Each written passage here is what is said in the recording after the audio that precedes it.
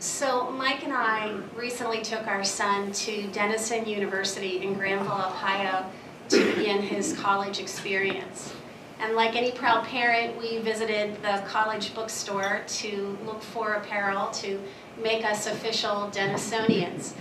And while we were there, I discovered this really cool hat. I picked it up and I thought, I really like the colors, I like the stitching, the detail. This is a really well constructed hat. And so I opened it up, and on the inside I found this insert. First I have to model it for you. It's a good hat, right? So inside I found this insert that said Legacy, a tradition of excellence, from our small factory in Hanover PA. We've designed and decorated this classic cap to be ready to go on whatever quest you seek, be it relaxation, adventure, or victory. So go live life to the fullest and create your own legacy. We invite you to find out more about our vintage casual caps and other products at www.legacy92.com. Live your legacy. So I thought, wow, I am going to check them out. I went and looked at their website and learned more about their story. It's a fascinating story, and so I thought this would be a really great program for Rotary, and they thankfully graciously agreed to come. Paige Wingert graduated from Southwestern High School in 1983 and attended college at Washington and Lee, where he graduated magna cum laude with a degree in business and was inducted into Phi Beta Kappa. Paige went on to Dickinson Law School, where he was a member of the Dickinson Law Review and inducted into the Woolsack Honor Society. Ironically, it was during his last year of law school that Paige and his roommate came up with the idea of designing and selling vintage-inspired collegiate baseball hats. That apartment-based venture, which they named Legacy Athletic, was soon consuming more passion and time than law school. After graduating in 1992, Paige began practicing law in Baltimore, but soon came to realize that his heart was set on pursuing his fledgling business. In 1995, Paige left law practice to work full-time at Legacy with his brothers Chris and Brandon and his partner. In 2000, Paige became the sole owner of Legacy and has guided the company during a period of rapid growth through numerous product and sales channel expansions. This year, Legacy is celebrating 25 years of being in business and is well positioned as a leading headwear, apparel, and home decor lifestyle brand serving the collegiate, resort, and corporate markets across the U.S. and Caribbean. Legacy currently has nearly 200 employees and was the 2014 recipient of the Governor's Small Business Impact Award, a 2016 finalist for Central Penn Business Journal's Business of the Year Award, and a 2016 recipient of Learfield Licensing Partners' Fastest Growing Apparel Headwear Licensee Award. While over the course of the last 25 years, the company has changed significantly in terms of size, product diversity, decoration capabilities, they have remained consistent in maintaining long-lasting and fulfilling relationships with their customers. And to Paige and Legacy, this is the best part of being in the collegiate, resort destination, and corporate markets. Fellow Rotarians and guests, please join me in welcoming founder and CEO of Legacy, Paige Wingert.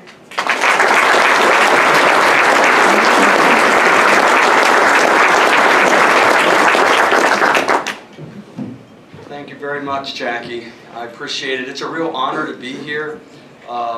It's fitting because this is our 25th anniversary, and we have celebrated many milestones along the way.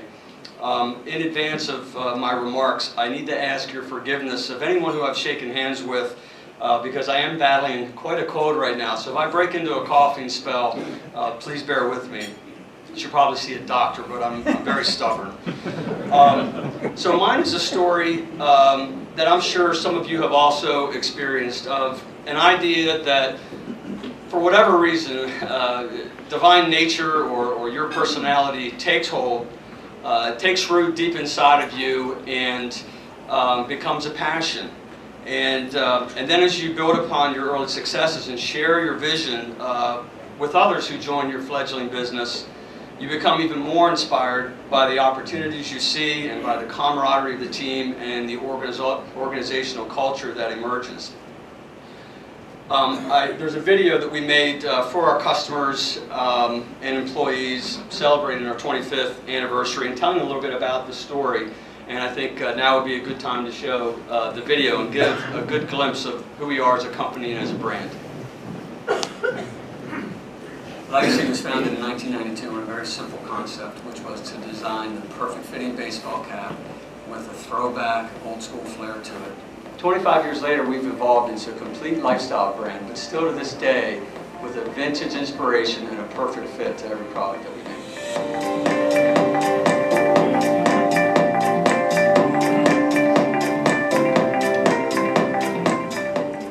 What we found is once we designed the perfect fitting baseball cap, we couldn't get it made on time to satisfy our customers' demands.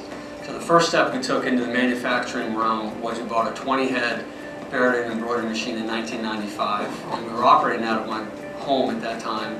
And so at great expense and toil, we moved it somehow into the basement of our house. Now we have over 500 embroidery heads running here 20 hours a day, 5 days a week.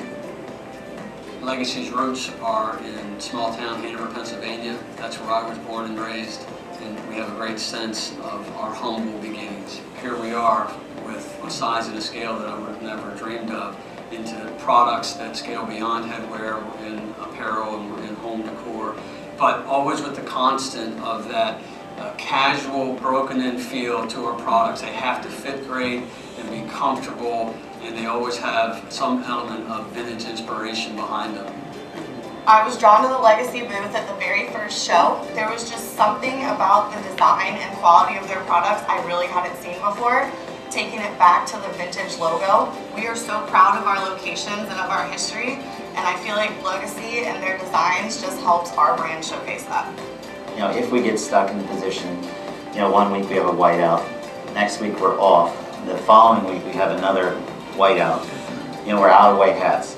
We pick up the phone Monday morning, call Legacy, and they're able to get us the hats back on the shelf, you know, in time for that second game, which is just, it's incredible.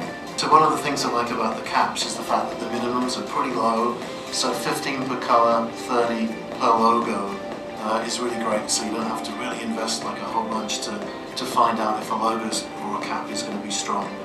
I happened to stumble upon the fact that Legacy did apparel while at a resort show a few years back, and was immediately elated and instantly wrote an order, thus to find out that they weren't in the college market yet.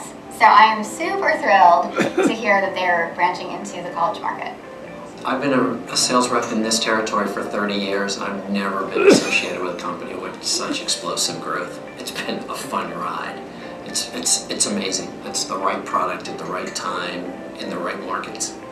I feel lucky because when people interact with the Legacy brand, 99 times out of 100 it's in a very positive setting. What I mean by that is they're at their alma mater for a game day weekend. They're at college, their kids graduating, you know, and fulfilling a dream. They're on vacation at Vail or in the Caribbean, where they're, you know, letting loose and having fun. And these are the places that people interact with the Legacy brand. So I feel really blessed that there's a sort of a natural built-in, very positive connotation, because the places where people first come to know of our product is almost always in a place that's very special to them. Where we've been in life and in our business informs where we're going, and those constants, you know, move forward even as we create and innovate new products and enter new channels. I'm very excited to see where the journey leads next.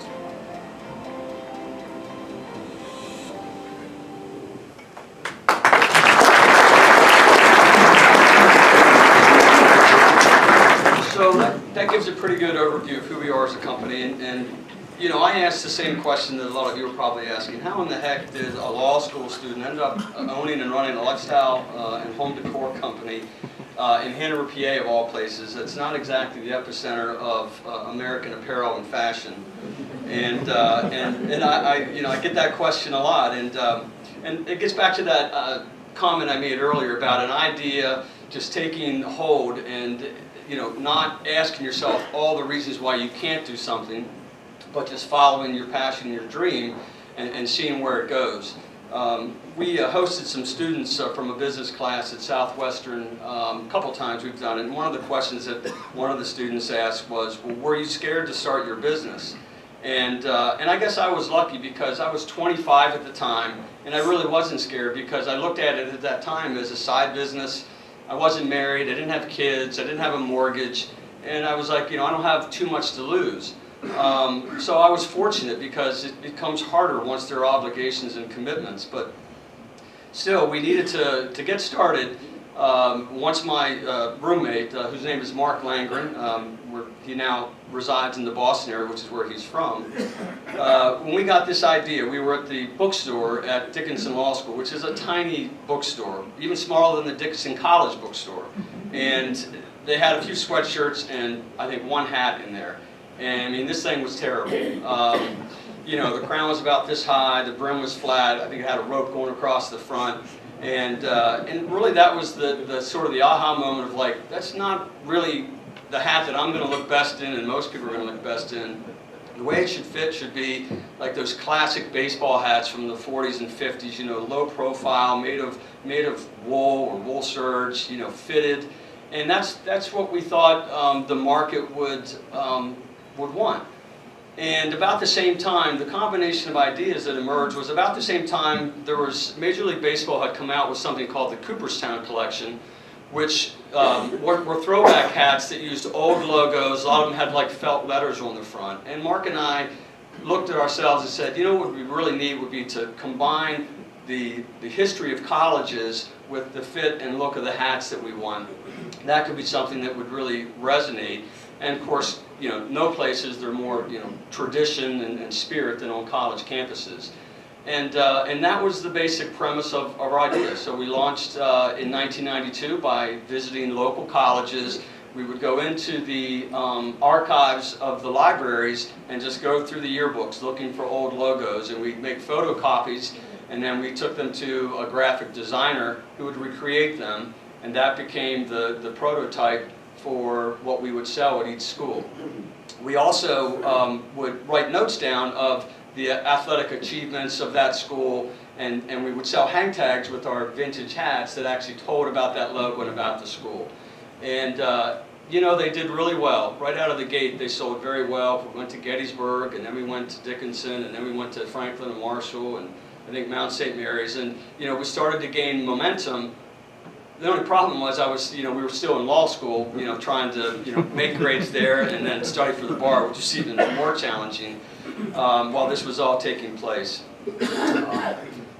So the first employee that we had was, who's not here today, he's at a sales call with my middle brother, Chris. He had been working for George Bush's re-election campaign. He was a political science major at Gettysburg, and in early November of 1992, he immediately became unemployed and available as a result of that election. And he had been helping out on the side and was available. And my partner Mark and I were both practicing law. Mark up in Massachusetts, his home area, and me in Baltimore. So he came on board, and he was really instrumental in those early years. He was a one-man show, making the sales calls, managing production, invoicing. He was doing everything and on the phone with me constantly, all day long, which made my job at the law firm very challenging, and was basically, it became apparent as we were continuing to grow that I really couldn't burn the candle at both ends. Yes, I had gone to law school. Yes, I had done well and was in a good position at a prestigious law firm. It just wasn't where my heart was.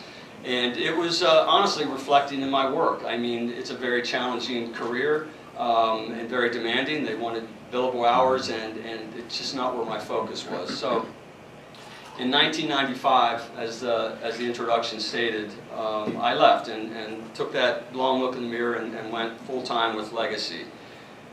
The years that followed are very interesting and then very informative as to where we are today, which I mentioned at the end of the video. We're all the sum total of our life's experiences, and they don't predict our future, but they influence how we think about things and what we believe. So we bought our first embroidery machine because our supplier at the time, we were using subcontractors. We had no sewing expertise, and they were constantly running late with our deliveries, which was hurting our customers and thus our sales. And the excuse was, well, we're backed up in embroidery. So that was when we made the decision to buy our first embroidery machine, which was shown in the video. And we were working out of my house, and we somehow got it into the house, because it's not small, it's bigger than this whole podium table up here and high rise. But anyhow, we got it in there, and that was very successful. What we would do is they would sew the front two panels of the cap together. They would UPS them up to us, we would embroider them, send them back down, and they would finish production of the cap. That led, and they still were late with their deliveries, it was always excuses. That led to the thought of, you know, maybe we could do this ourselves.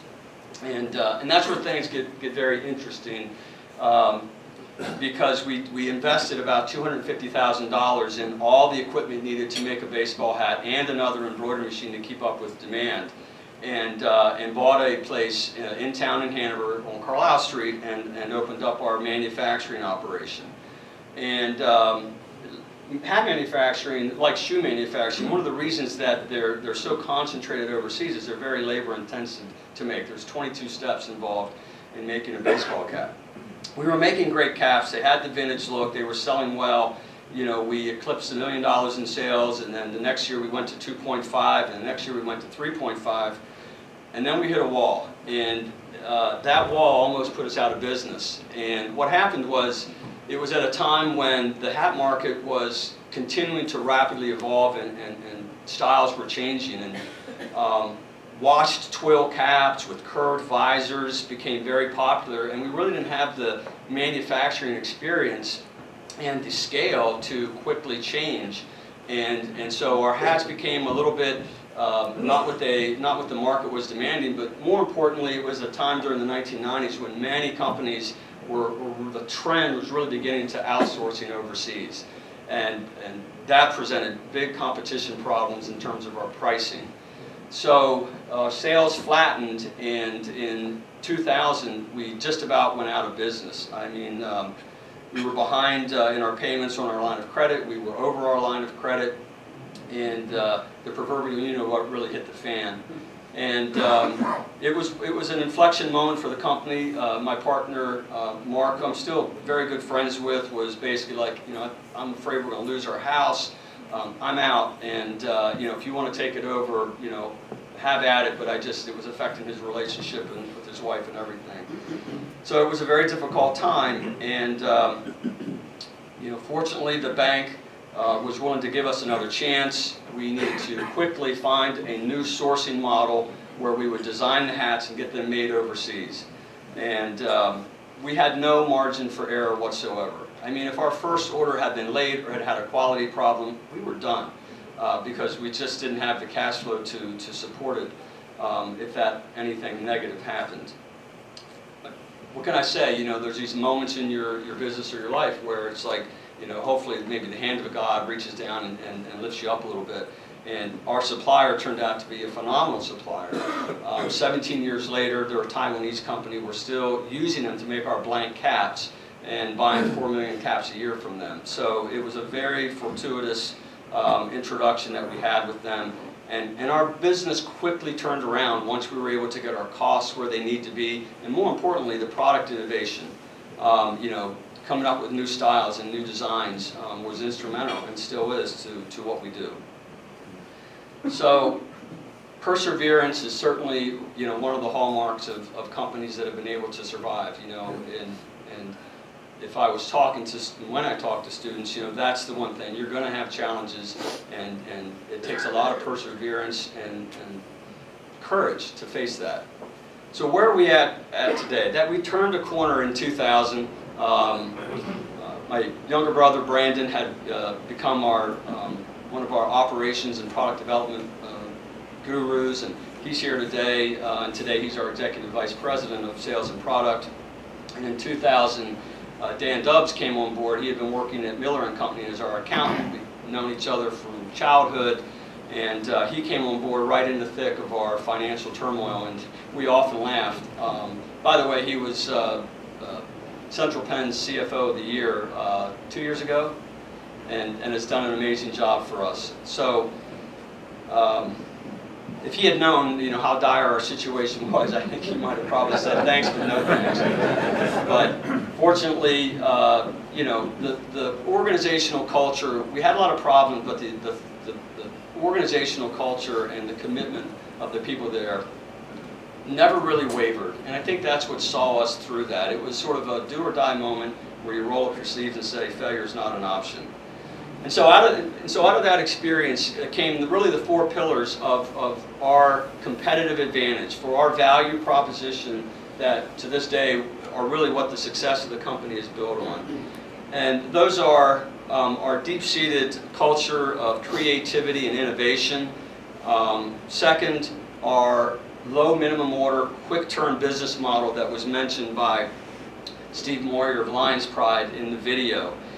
Customers, Ed Staub, I don't know if any of you know him from Sandler Sales, he had a lot of good advice, but one of them was customers buy for their reasons. You may have all the product ideas and great innovations, but they're going to buy for their reasons. And one of those in today's retail environment is not having more hats on the shelf than they need, but at the same time, they can't sell a hat that they don't have if they sell out. So who's a supplier that can marry the right design, the right features that consumers want, but do it in a way that's going to maximize their profitability? And that low minimum, quick turn business model is one that we've really invested heavily in and is a big part of our success. The third pillar would be we've really leveraged technology. I mean, the fact of the matter is that our hats are made blank overseas, but we're doing all the decoration of our hats and also our apparel and home decor in Hanover at the facility. And so we're competing with, Vietnam and China and Philippines and, every country around the world. We have to leverage technology, given our higher labor costs, to be successful. And we've invested in software and in systems and in printers that are digital and embroidery machines that really leverage that and enable us to deliver this quick turn, low minimum, just-in-time delivery model for our customers. Last, as I mentioned before, it really comes down to culture. I mean, every business is a people business, and we're very, very proud of the culture at Legacy. It's very much a family feel. We do have a lot of family members, brothers, sisters, children and moms and in the company. But even beyond that, if you're not part of a family member, we go out of our way to make people feel part of a team.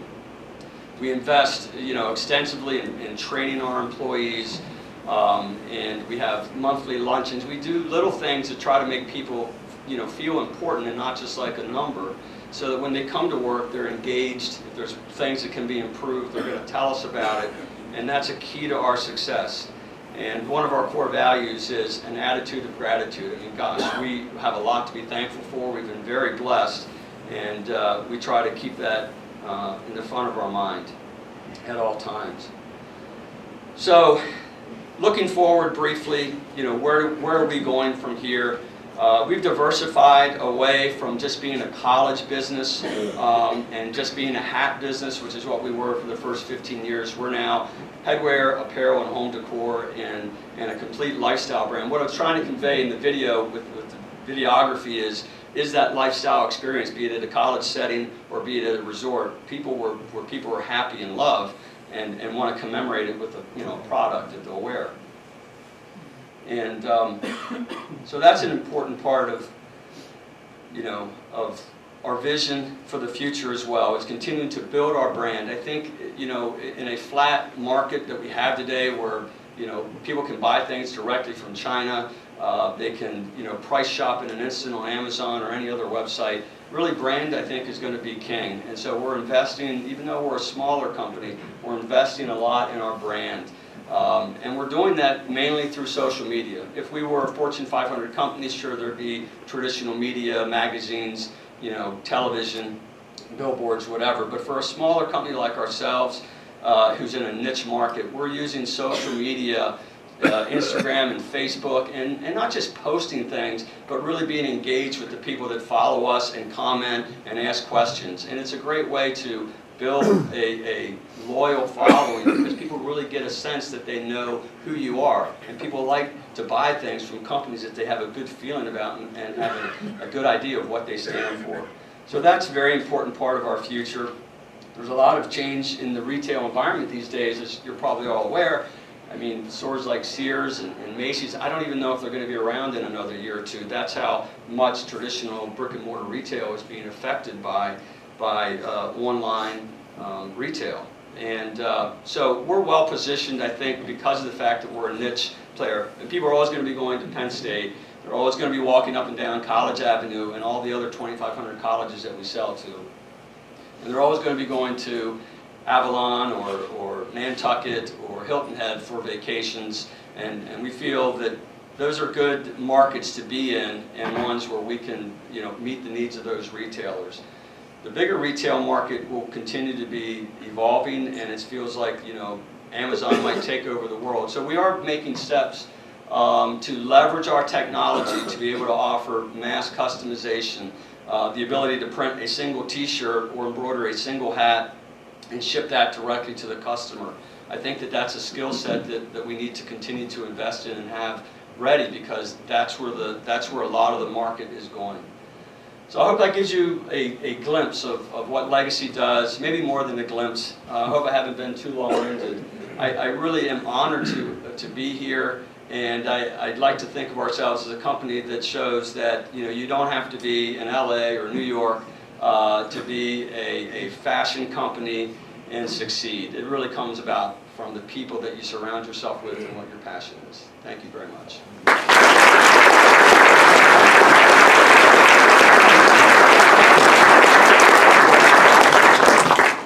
So if anyone has any questions, then that's fine. Sure. Can you talk a little bit about your early days and where your design ideas came from and how they all kind of turned into what you do now? Well, in the you're talking about our cap design or our Yeah. So yes, the original cap design for us was, has anyone heard or recall a brand named Stussy?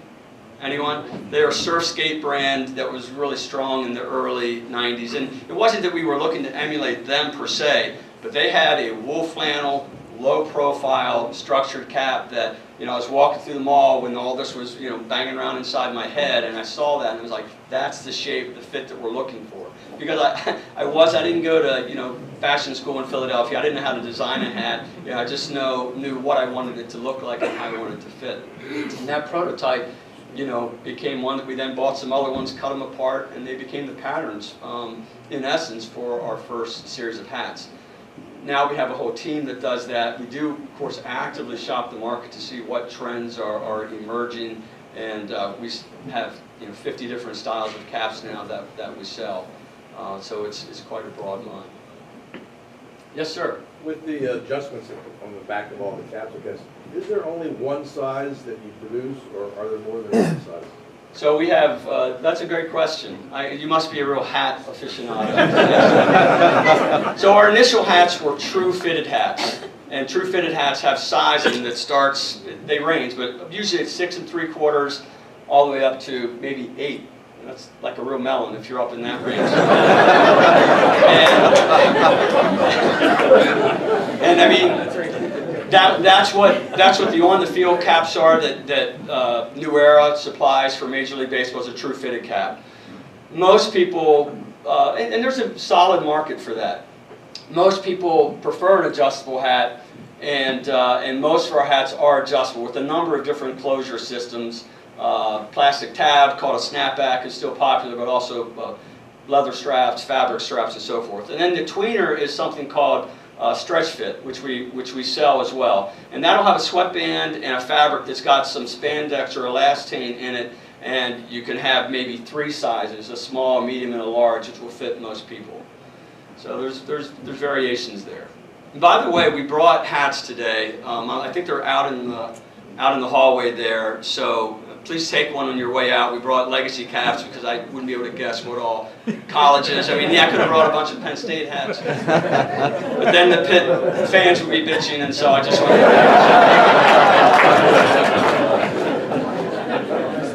Can you talk about some of the leadership challenges of maintaining the teams and family culture as you described it in a capital setting where it appears you're the sole owner? Right. The really blunt, direct answer to that, besides leadership and doing all the things that I mentioned as far as building our culture, making, money is compensation is obviously very, very important, but real job satisfaction goes to a lot more than that. And having esprit de corps within your team is a myriad of factors, and really are employees engaged, and do they like the people that they work for, and do they believe in what the company stands for? But a very blunt answer to that would be, we do have, and long have had, a very generous bonus program, whereby everyone from the least paid hourly worker up to the executive team is compensated with a very nice bonus, pretty aggressive bonus at year end based on company performance. We're not an ESOP, but it's similar to that mindset, which has really, I think, motivated people to see themselves as stakeholders. Thank you very much. I appreciate it.